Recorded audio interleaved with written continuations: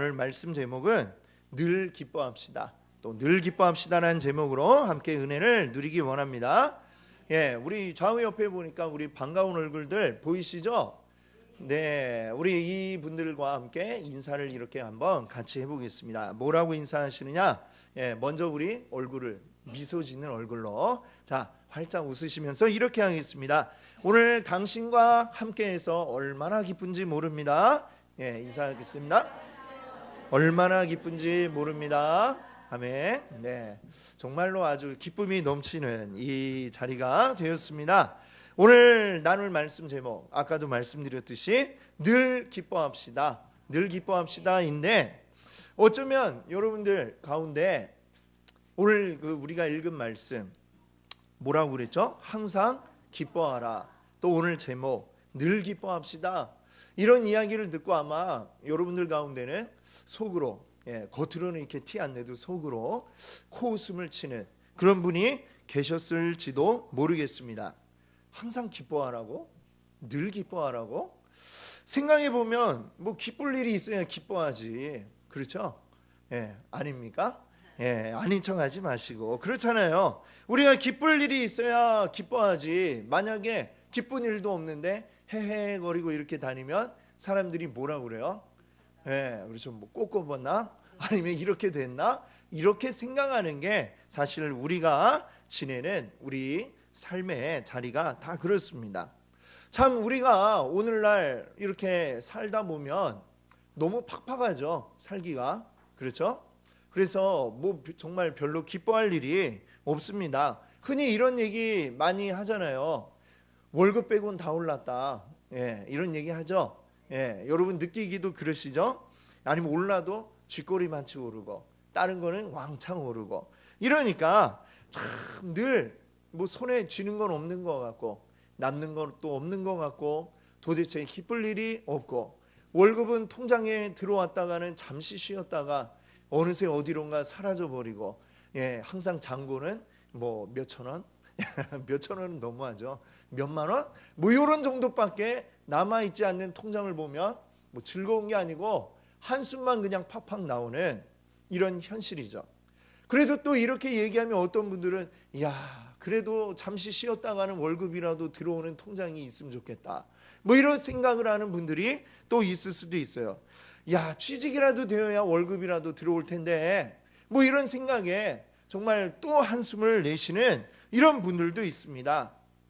이래저래 우리가 참 웃을 일 없고 기쁠 일 없고 즐거울 일 없는 그런 우리의 삶의 환경이 우리 앞에 펼쳐져 있죠. 그런데 이렇게 생각을 해봅시다. 우리가 처한 환경이 좋고 만족할 만해야, 그래야 기뻐할 수 있다면 우리 평생에 기쁠 일이 과연 몇 번이나 있을까, 이런 생각을 해봅니다. 한 몇 번 정도 우리 평생에 그런 기쁜 일이 생길까요? 한 10번? 많은 분들은 한 100번? 몇 번이나 생길까요? 아마 손꼽을 만치 별로 기쁠 일이 없었다라고 하는 분들도 계실지도 모르겠습니다. 또 기뻐할 일이 생긴다고 하더라도 나는 소소한 거에 기쁨을 느껴요. 요새 그런 말이 유행이더라고요. 소확행 들어보셨죠? 아주 소소한 거에 나는 행복을 느낍니다. 기뻐합니다. 그런데 그 소소한 것들 기쁨이 얼마나 갈까요? 1년? 아니면 한 달? 아니면 일주일? 어느 정도 갈까요? 한 일주일 정도 가도 굉장히 아주 큰 기쁨일 것 같아요. 일주일 정도 나는 기쁨을 유지한 적이 있다? 라고 하는 일들, 진짜 이건 평생에 아마 손꼽을 만큼 생겨나지 않을 그러한 일이라고 생각을 합니다. 우리가 가지고 있는 어떤 기쁨의 조건, 그게 있어야, 아니면 그게 충족돼야 내가 기뻐할 수 있다라고 한다면은, 그 생각을 하고 있는데 오늘 말씀을 듣는다면, 항상 기뻐하라 이런 얘기를 듣는다면, 그야말로 진짜 코웃음이 아니라 비웃을 수밖에 없는 그러한 얘기밖에 되지 않겠죠. 무엇보다도 내가 기뻐해야지 생각하면 기뻐지나요?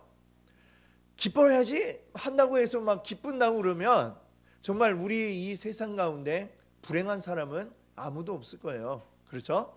이거는 내 의지로 될 수 있는 일도 아니고 뭔가 좀 조건이 충족돼야 그래야 기뻐할 수 있을 것 같은데, 그런 우리에게 오늘 이 말씀 누가 얘기를 했냐면 바울이라고 하는 분이 우리에게 이야기를 했습니다. 여러분 항상 기뻐하세요. 그 이야기를 듣는 우리들은 도대체 우리가 어떻게 해야 기뻐할 수 있나요?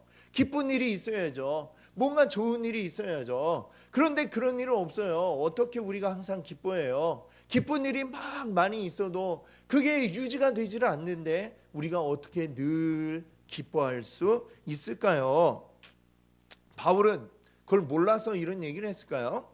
사실 오늘 이 이야기를 했던 바울이야말로 그의 인생 정말로 우여곡절이 많고 요즘 말로 하면 롤러코스터를 타는 것 같은 그런 인생을 살았던 사람이 바울이다라고 할 수 있을 것 같습니다.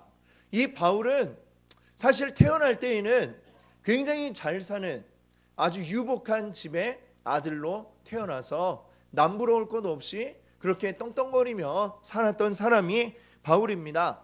거기다가 공부도 잘해가지고 이스라엘에서 최고의 랍비라고 하는 가말리엘 선생님 밑에서 이제 배웠던 사람이 바울이에요. 요즘 우리나라로 표현을 하면은 제일 아주 좋은 대학, S대, 거기를 들어가서 공부를 한 사람이 바울이다, 이렇게 이야기할 수 있겠죠. 그리고 또 바울은 열심히 활동을 해가지고 어느 정도까지 되었냐면 사내들인 의회라고 하는 곳에 의원이 되었습니다. 이스라엘을 대표하는 의회. 우리나라에 대표하는 의회는 뭐예요? 뭡니까? 국회가 있죠. 국회의원이 되었다. 이렇게 생각을 하면 이제 맞을 것 같아요. 대학은 S대를 나오고 아버지는 잘 살아가지고 재산도 많고 거기다가 국회의원이 되었고 권력까지 쥐었다라고 생각을 하면 어때요? 엘리트 중에 최고 엘리트라고 할 수 있는, 누가 봐도 부러워할 만한 그런 사람이 바로 바울이었다라고 이렇게 이야기할 수 있겠죠. 그랬던 바울이, 남들의 부러움을 받던 바울이 이제는 동정을 받는 듯한 그런 모습으로 바뀌어집니다. 사람들의 미움을 받아서 맨날 고소를 당하고 그래서 감옥을 들락날락거리기 시작을 합니다. 이 감옥에서 신문을 당할 때 매를 맞는데 유대인들의 율법에 딱 정해놨어요. 매를 때릴 때는 40대 이상은 때리지 마라 라는 법이 있어요. 왜 이런 법이 만들어졌을까요? 40대 넘게 때리면 사람이 그냥 매를 맞다 죽어버리는 일이 비일비재하니까 이 40대 이상은 그냥 죽으라고 때리는 거다. 그러니 40대 이상은 때리지 마라, 이런 법이 있었어요. 그러니까 이 바울이 신문을 당하다 매를 맞는데 어떻게 맞았냐면 딱 한 대, 두 대 세 가지고 39대까지 딱 때리는 거예요. 그러고 나서 조금 쉬었다가, 연속으로 때리면 안 되니까 잠깐 쉬었다가 물 한 모금 먹고 돌아와가지고 또 때리는 거예요. 39대씩. 이렇게 맞기를 수차례 당했던 사람이 바로 바울이었습니다. 정말로 죽어라고 때리는 그 매를 39대씩 여러 번 맞았다는 것이죠. 또 바울이 길을 다니다가 험한 길을 많이 다니다 보니까 산길을 가다가 산에 누가 살까요? 산적, 그렇죠. 산적을 만나서 괴로움을 당하고 있는 것 다 빼앗기고 또 얻어맞기를 여러 번을 했다라고 바울이 이야기합니다. 또 배를 타고 이렇게 다니면서는 바다에 무서운 게 뭐가 있을까요? 태풍을 만나가지고 또 죽을 고비를 여러 차례 넘겼던 사람이 바로 바울이다라고 이렇게 성경은 이야기하고 있습니다. 참 어떻게 보면 예전 모습을 생각하면 부자의 또 인류 학벌에 거기다가 의원까지 되어서 남들의 부러움을 받던 이 시절을 생각하면 나중에 모습은 굉장히 불행하게 바뀌어지지 않았습니까? 우리의 상식으로 생각하면 완전히 망한 인생, 완전히 이건 저주받은 인생, 이렇게 이야기할 수밖에 없는 사람이 바로 바울이 되어버린 것이죠. 그런데 그런 처지에서 바울이 뭐라고 이야기를 하고 있냐면, 지금 빌립보서라는 그 성경 안에 보면 빌립보서라는 글이 있어요. 이거는 바울이 감옥에 있는 동안 빌립보라는 곳에 사는 교회 성도들에게 보낸 편지예요. 근데 그 안에서 뭐라고 이야기를 하고 있느냐? 지금 감옥에 갇혀서 바로 어제 매를 맞고 그러고 돌아와서 쓴 편지인데, 빌립보서 4장 10절에 보니까 바울이 이렇게 얘기를 합니다. 내가 주 안에서 크게 기뻐함은, 내가 지금 기뻐요 라고 이야기를 하고 있어요. 그냥 기쁜 게 아니고 아주 크게 기뻐하고 있습니다 라고 이야기를 합니다. 그토록 고단한 삶, 더군다나 감옥 안에 갇혀 있는 삶인데 이 기쁠 일이 하나도 없을 것 같은 바울이 나는 지금 크게 기뻐하고 있습니다 얘기를 하고 있는 거예요. 자, 왜 이렇게 바울은 도대체 기쁠 일도 없을 텐데 뭐가 기쁘다고 이야기를 했을까요?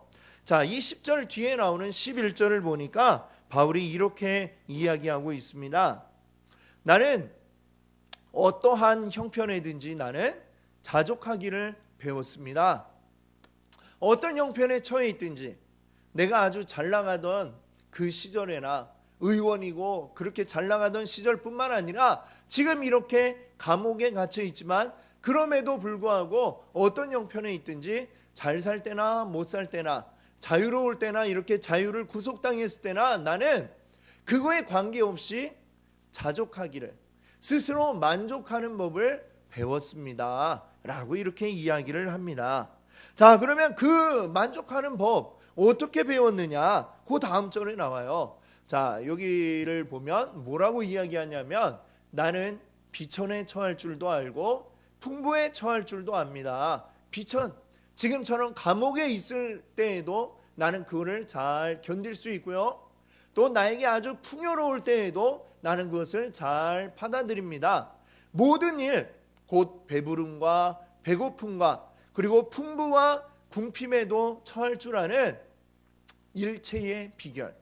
내가 어떤 형편에 있든지, 잘 나가든지 못 나가든지, 위에 있든지 아래에 있든지, 배부르든지 배고프든지 나는 어떤 것이든 만족할 수 있는 비결을 배웠습니다. 이렇게 얘기를 해요. 그럼 그 비결이 무엇이냐? 이제 나오겠죠, 비결이. 그 다음 절에 보니까 뭐라고 했느냐? 같이 한번 읽어볼까요? 능력 주시는 자 안에서 내가 모든 것을 할 수 있느니라. 아멘. 그렇습니다. 나에게 능력 주시는 분, 그분 안에서 나는 모든 것을 다 만족할 수 있는 그런 능력을 얻었습니다 라고 이렇게 얘기를 하고 있어요. 바울이 기쁨을 유지할 수 있는 비결, 감옥에 있어도 기쁘고 매를 맞아도 기쁘고 가진 게 아무것도 없어도 기뻐할 수 있었던 그 비결은 바로 내게 능력 주시는 분, 바로 하나님 때문에 나는 기뻐할 수 있습니다 라고 이렇게 고백을 하고 있는 것이죠. 나의 형편이 좋아서, 또 취업이 되어서, 아니면 나의 월급이 오르고 내가 직장에서 승진을 해서 그래서 기뻐하는 것은 사실 그 기쁨이 있기는 있지만 그 기쁨의 지속 시간은 그리 오래가지 않을 것입니다. 아까 제가 여러분께 물어봤던 것처럼 길면은, 정말 기쁘면 한 일주일 가면 아주 오래 가는 거죠. 그 이상 가는 기쁨이 우리에게는 없습니다. 시간이 지나면 그 기쁨도 무뎌지고 그리고 금세 잊혀지게 되는 것이죠. 그런데 우리에게 이런 우리 삶에 주어지는 어떤 그 행복들, 기쁨보다 더 기뻐할 수 있는, 그리고 언제나 기뻐할 수 있는 유일한 조건이 있다라고 한다면 그것은 바로 하나님 때문이다 라고 여러분께 말씀드리고 싶습니다. 내가 아무것도 해드린 것이 없어도 그럼에도 불구하고 변함없이 나를 사랑하고 나를 위해 모든 것을 내어줄 수 있는 분, 바로 하나님이라고 하는 것이죠. 내가 아무리 별 볼 일 없고 내가 아무리 초라해도 변함없이 나의 등 뒤에서 나를 응원해 줄 수 있는 존재, 바로 하나님이라고 하는 것입니다.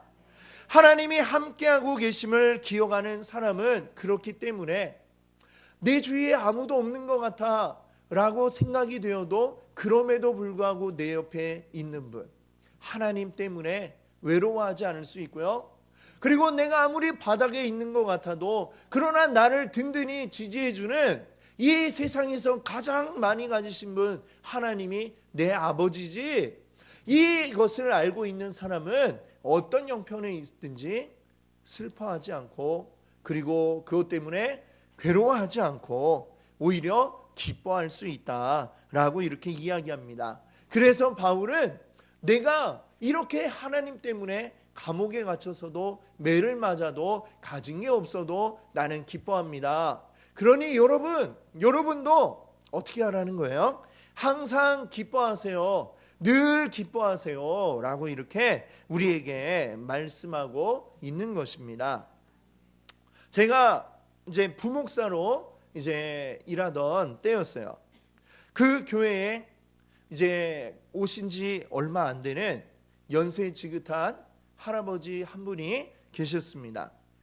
가족들과 함께 교회를 출석하기는 했지만 뭐 이렇게 정말 즐거워서 오시는 게 아니라 마지못해 오시는 이런 분이었습니다. 그분이 이제 우리 교회가 있던 곳으로 동네로 이사를 와가지고 오기 시작한 지 얼마 안 되는데 얼굴을 이렇게 딱 뵈면 항상 무서운 얼굴로 인상을 쓰고 그러고 교회에 오시는 그런 분이었습니다. 뭔가 조금 마음에 안 드는 게 있으면 버럭 소리를 지르시고 이런 분이었었어요. 이렇게 항상 보면 불만이 가득하고 얼굴에 화날 일이 많은 그런 분이었죠. 근데 마침 교회에서 한 10주간에 걸쳐서 이제 뭔가를 하는 프로그램이 있었습니다. 하나님에 대해서 이야기하고 예수님 어떤 분인가 이런 거를 알려드리는 그런 프로그램이 10주짜리가 있었어요. 근데 이분이 또 가족들 권유에 이제 못 이겨가지고 또 거기 등록을 하신 거예요.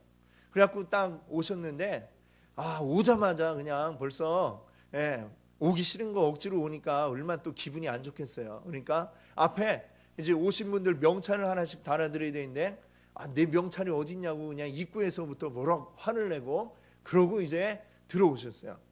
와, 이렇게 언짢아 하시는데 분명히 다음 주에는 안 오시겠지 이렇게 생각을 했는데 다음 주에도 또 오셨어요. 여전히 화난 얼굴로 신경질적인 얼굴로 뭘 또 화를 낼까 이렇게 찾는 것 같은 그런 얼굴로 이렇게 오시던 분이었는데 놀라운 것은 한 주가 가고 두 주가 가고 또 석 주간 지나가고 10주간 지나가는 동안 이분의 얼굴에 변화가 생기기 시작을 했습니다. 처음에는 얼굴에 인상을 막 쓰고 있던 이분이 점점 10주간 지나가는 동안에 어떻게 되었느냐, 얼굴이 조금씩 인상 쓴 게 사라지시더니 10주째 될 때에는 아주 환한 미소를 지으며 들어오시고 들어오면서 또 우리 부목사인 저에게도 인사도 하시고 이렇게 바뀌어지시는 것을 보게 되었습니다. 그렇게 10주간의 그 프로그램을 마치고 나서도 여전히 교회에 오실 때 아주 밝은 얼굴로 인사를 하며 오시는 그분을 볼 수가 있었는데, 그러고 나서 이제 얼마 안 되어서 이분이 돌아가시게 되었어요. 돌아가시고 나서 이제 그 가정에 또 가서 찾아가서 이제 예배하면서 이야기를 듣는데 정말 그 10주간에 일어났던 이 변화가 놀랍다라고 그 가족들이 이야기를 하시더라고요. 하나님을 알게 되고 나서 이분이 얼굴이 바뀌고 집에서도 교회 와서만 화를 내셨겠어요. 이분이 집에서도 마찬가지였겠죠. 가족들에게 승질을 내고 신경질을 내고 짜증내던 분이 바뀌어졌어요.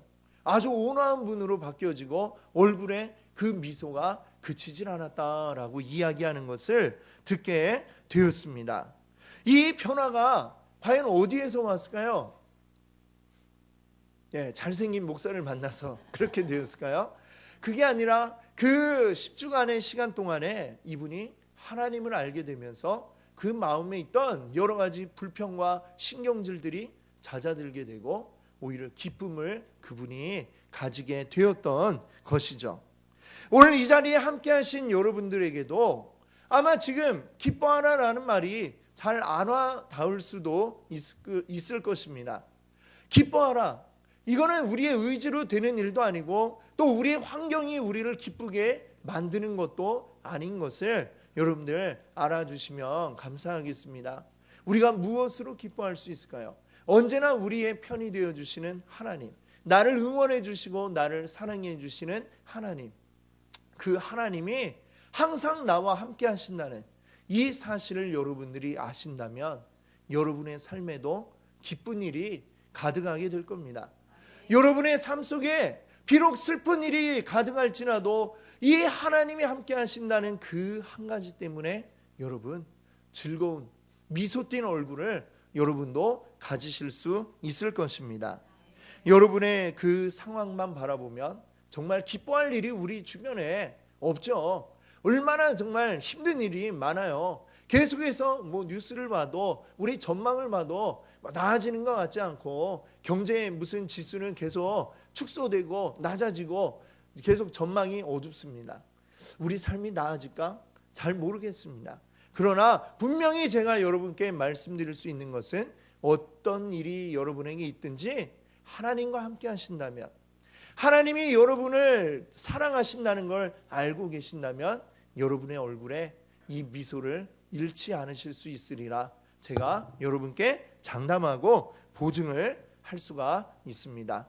여러분 가운데 오늘 이 마음 가운데 그 하나님 나도 알아보고 싶다라는 마음이 계신다면 이제 여러분 오늘 처음 오신 분들에게는 이런 카드를 나눠드렸을 거예요. 여기다 이렇게 표시를 해주시면은 그분들께 또 연락을 드리고 하나님에 대해 더 자세히 알아볼 수 있는 기회를 여러분께 드리도록 하겠습니다. 이 시간에는 우리